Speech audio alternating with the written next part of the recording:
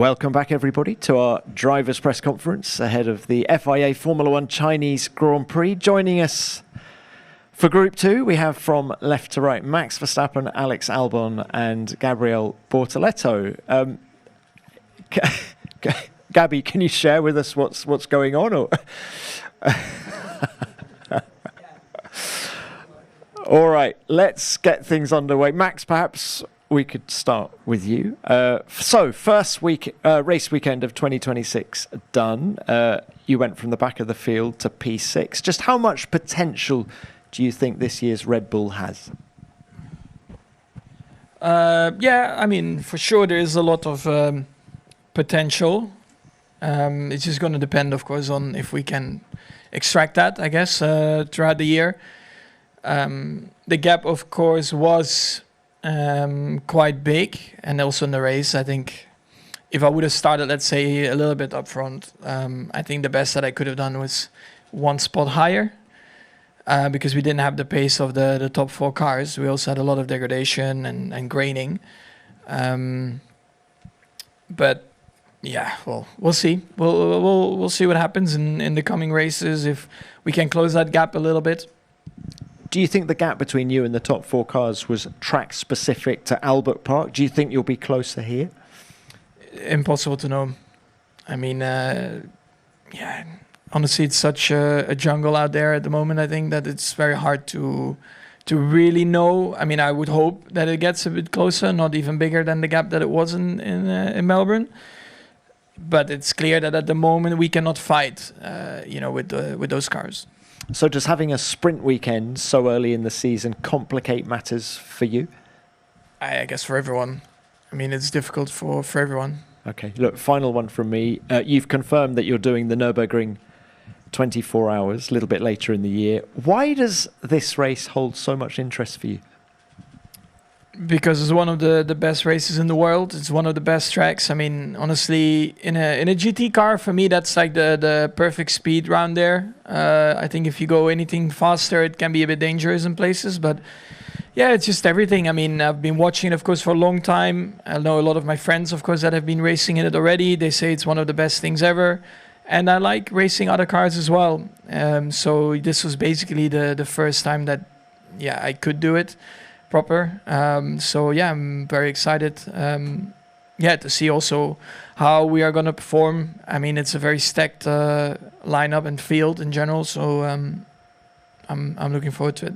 Can you imagine doing a demonstration lap in a Formula One car there? Yeah, I was not allowed. Otherwise, I would have done it already. You've asked, right? All right, thank you for that, Max. Alex, let's come to you now. There were high expectations surrounding Williams this year. Just how much of a shock is your current situation? Yeah, I think it's not where we want to be. I think as a team, we are disappointed where we've started, but it's just how it goes sometimes. We've got a clear plan to come back. I think the gap to the top of the midfield even is quite large. So we do need to we know where the issues are, and I think it will take a bit of time, maybe a little bit more than we would like, but we have a clear strategy to get back. And a similar question to the one I asked Max. Do you think the gap was exacerbated in Albert Park? Do you think you'll be closer here? Truthfully, I think maybe we'll be a bit further away here. I think this kind of track doesn't normally suit us. If you look at last year, we were quite strong in Melbourne. That track normally goes well for us, and when I look at last year, we fell back in China. So I think we still have similar characteristic issues as we'd had last year as well. So this track's quite front limited, and it exposes cars that have a bit of understeer, and I think we'll have that this weekend. All right. Good luck with that. Thank you, Alex and Gabby. Let's come to you. Points on Audi's debut last weekend. Having had a few days to reflect on that result, can you describe the scale of that achievement? Yeah, it was a great weekend, I must say. I really didn't expect that. Obviously, coming from Barcelona, shakedown and everything, we had a lot of things to work on. And then Bahrain, obviously, we had a little bit of an understanding where we were standing, more or less. But going to Q3 in our first try, then scoring points, it was something very positive that, I was just extremely happy to be able to achieve that already in our first weekend. obviously, and as you said as well, tracks change and also, results. So we're gonna try our best here and understand actually where we are also standing in different types of track. On a personal level, this is year 2 for you in Formula One. How much more settled do you feel inside the sport now? Much more, I must say. Like the way I'm dealing with things now, also the understanding about how I want to approach my race weekends, outside of the race weekends, also how I'm working with the team, knowing these people are already for 2 years now, is a completely different thing. I just feel much more relaxed, much more also compromised to the project somehow, that is finally becoming a reality to be Audi. And just probably I'm enjoying much more now than what I was at this moment last year, and hopefully we can keep it going like this. All right, thank you for that. Let's now open this to the floor. We'll start with the broadcasters. And David, please. Yeah. Thank you very much. Max, question for you first. I think Isaac Hadj is like the 7th different teammate you've had at Red Bull. You've had a chance to see him now over a race weekend and a pre-season. What would your assessment be of Isaac Hadjar? How good do you think he is, and his future for the sport? Where do you think he could go? Yeah, good. I mean, he had a very solid first race weekend. Unfortunately, of course, in the race, didn't really get to show that.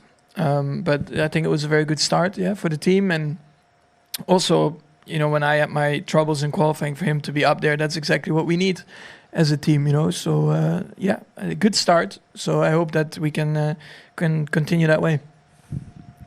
Thank you, Max. Next one. Any more from the broadcasters? Yep. Question for you three, please. In the beginning of this understanding process of the year, new season, new car, new movement, everything. So is it good? Is it better to have a sprint race here in China already? Who'd like to start? Gabby, go. Yeah, it doesn't really, I think, makes a big difference. Still we're gonna learn a lot through the weekend. If it was a normal weekend, we would probably just be, testing things in FP1, 2, and 3, and then going to quali with more or less what we think is the best. Here is not gonna be different. I don't think we're gonna have everything maximized before qualifying. So we're gonna be testing things and learning things also in the sprint quali, sprint race. But yeah. I think it's also something that gives a little bit more spiciness, in the weekend to push a bit further and faster. Yeah, same as Gabby. I think if it happened in Melbourne, I would say maybe not the smartest idea, but this track is a little bit easier with touch wood. It's a bit easier with the deployment side of things, so I don't think it will be as penalising, or lack of track time isn't going to be the end of the world. So yeah. Yeah, whatever. Yeah. Max, on a more positive note, I mean, you did come through the field last weekend. Where, had you not had those problems in qualifying, do you think the pace of the car was? How far off? Is it even possible for you to be able to tell how far off the Mercedes or the Ferraris you might have been at the weekend? No, I said it before, at P5. I think in qualifying, for whatever reason,